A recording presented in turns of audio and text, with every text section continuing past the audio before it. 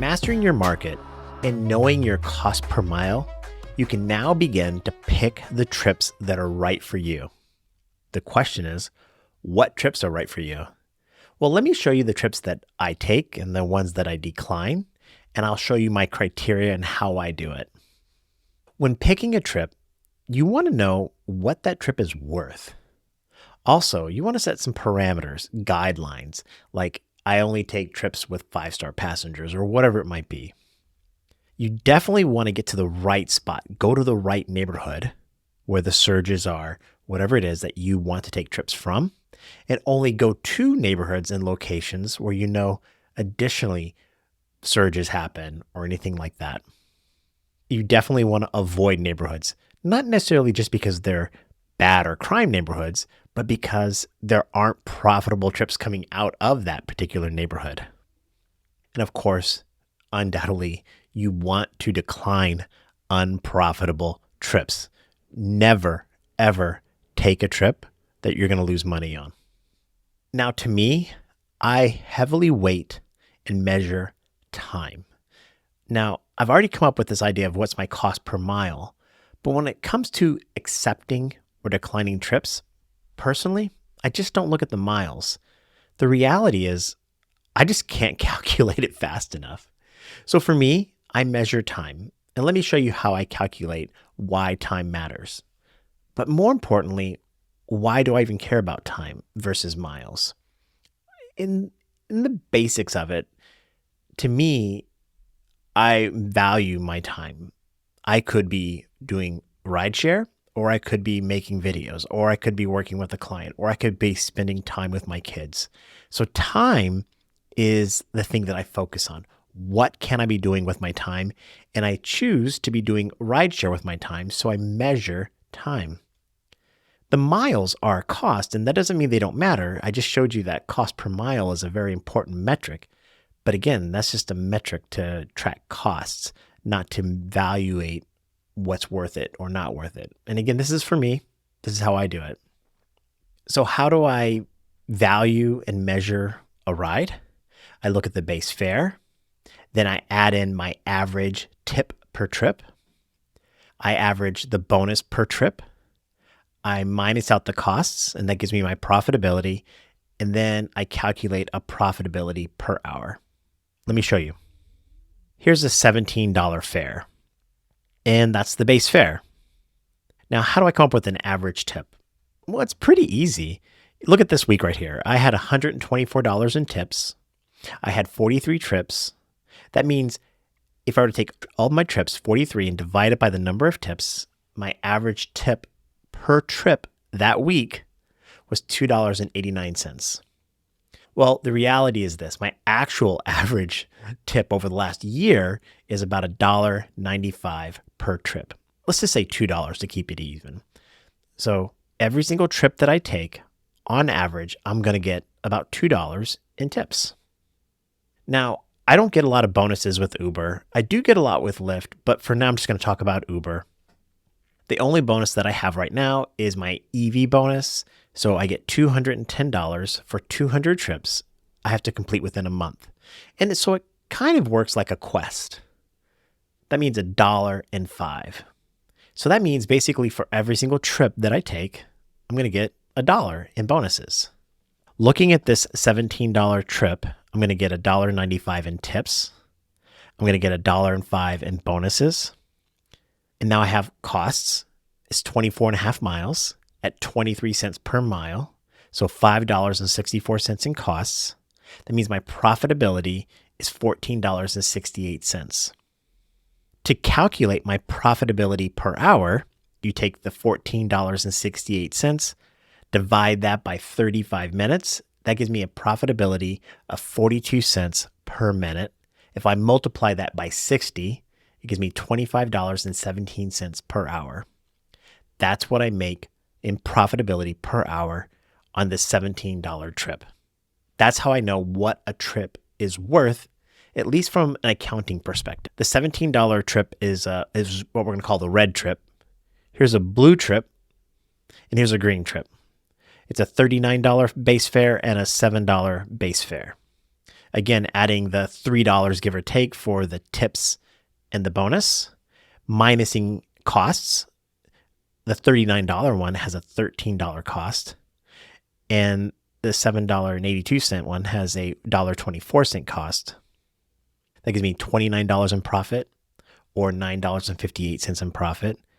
Again, using the minute then per hour profitability number, I can go as $22 per hour for the $39 trip, and it's $35 per hour for the $7.82 trip. Now, there's other criteria we just talked about. What are the parameters that I'm looking at? Well, I'm looking at the rating. Are they verified? And where are we going? Are we leaving a neighborhood? Are we staying in a neighborhood? Those things matter to me. The reality is this. We're only given seconds, and there's no way I'm doing all of those calculations in seconds. The trips come in, and I have somewhere between, 3, 5, 7 seconds to make a decision. So how do I simplify this down? For me, I just add $3 to every single trip because, again, I know I'm working on a bonus, and in addition to that, I get about a tip, $2 tip on average for every single trip that I take. Then I kind of come up with this idea of what I call the 75% ratio, 0.75 ratio. That means I want to earn basically $1 for every minute, minute and a half, something like that. And I'll show you how I come up with that calculation. Then the most important thing to me is neighborhoods. Where am I going? The thing is this, if I know I can get to the right spot, I know those are where trips are. I know these neighborhoods. So instead of focusing just on numbers, I'm really trying to pick a trip on where am I going? That really matters a lot to me. And then the passenger rating matters a lot. And I'll show you why in the maximizing tips, but let me explain it to you really quickly. A 5-star passenger is typically tips me 50% of the time. So if they're a 5-star passenger, I'm willing to maybe go somewhere differently because on average, they're more likely to tip me. And then the trip type. Again, almost all of my trips are Lyft Basic or Uber X, but every now and then there is a Uber Comfort or a teen ride, or I get Lyft XL every now and then. And these ones just happen to tip me more. So for me, when I accept a trip, yes, I'm doing some quick math, but more importantly, I'm looking at criteria, parameters, things that I can choose to maybe help me understand where am I going and will I get a tip? That matters a lot to me. Let me show you. So going back to that $17 red trip, the ratio is 0.57 because again, $17 plus 3 is roughly 20 and it's 35 minutes. So 20 over 35 is 0.57. That's the only math I need to worry about. I don't worry about the miles. I just look at that ratio when it comes to accepting a trip. And then I look at the location. Now, in this time, I'm saying it's a bad location. It's from Fulton all the way up to Oswego. And then from Oswego all the way back to Fulton. And I don't consider Oswego or Fulton really great places to be. I don't necessarily mind them. I'm just not choosing to drive in them at this particular time. It's a 5-star passenger, though, and it's an Uber X. But for this one, I declined it. Again, so it's $20 because it's 17 plus 3 over 35 gives me a ratio of 0.57. And quite frankly, I just do that math really quickly. I get a rough number. I'm like 0.5, 0.6, 0.7. That's kind of the way I'm doing it. I'm looking for 0.8s, 0.9s, 1-to-1. That's what I'm looking for in terms of accepting it as a number. Then the location, then the rating, and then what type of trip is it. Let's take a look at a couple others. Here you go, the blue trip, the $39 one. Well, 39 plus 3 gives me 42, and it's a 79-minute trip, which gives it a 0.5 ratio. That's basically 50%. It's going to a good location because airports in Syracuse, that's been pretty good for me. But it's a 4.92 rating, so will they tip me? I don't know. So I declined this one. And then we had that $7.82 one with a $2 surge. It seems good, but 10 over 16 is 0.62. It's in a good location. It's a 4.94. Depending, I may or may not take this one. This time I'm saying rejecting it, but I may have taken this one. I don't know. Okay, now let's take a look at this trip. This is a lift. This is a great trip. Why? Because it's 6 plus 3, because see, there's a $3 bonus on that, so it makes it 9 plus 2 for the tip. That gives me 11, and it's an 11-minute trip. 11 over 11, that's a 1. It's in a bad location, but a ratio of 1. So basically, I earn $1 for every minute I work. That's an amazingly amount of good money. And even if it's a 4.9, which might be a bad rating for Lyft, anytime I can get a ratio of 1 or better, I'm almost always taking it, unless it's in a horribly bad location, like it takes me to New York City or something like that. Here's another one that I rejected. Again, the ratio is 0.5 roughly. It's 21 over 40. It's in a bad location. It's a 0.492 or 4.94 rating, and it's an UberX. And I say a bad location. Camillus is a fine place. I'm not saying Camillus is bad. It's in a bad location. It's in a spot that I just don't want to go to. Here's one where it's a ratio of 0.7. It's a Lyft ride. It's in a good location because it's a scheduled ride to the airport. It's 5-star. That's a great ride because I'm more likely to get a tip because of the location, the rating, and it's 0.7. That's an example of a trip that I'll take.